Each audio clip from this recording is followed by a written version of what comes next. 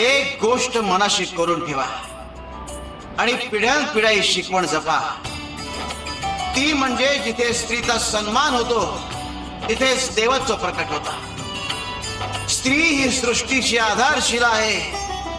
ती सहनशीलता, प्रेम आणि त्यागाचं मूर्तिमंत रूप आहे. जी संस्कृती स्त्रीला दुर्बळ समजते ती स्वतःच दुर्बळ विचारांनी ग्रासलेली असते. स्त्री ही शक्ती आहे.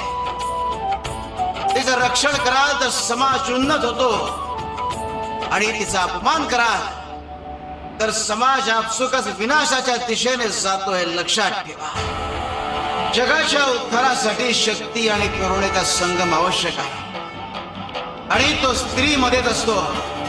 तिच्या सहनशीलतेला कमकुवत समजणारे अज्ञानी आहे. जी स्त्री प्रेमानं कुटुंब सांभाळू शकते, प्रसंगी तीच रणांगणात सेविडीसारखी लढवू शकते. स्त्रीला दुर्बळ समजू नका. ती माऊलीही आहे आणि रणचंडिकाही. स्त्रीचा सन्मान हा संस्कारांचा भाग असायला हवा आणि तो पिढ्यानपिढ्या जपला पाहिजे. शिवाय शंकर नमामि शंकर शिवशंकर शंभो.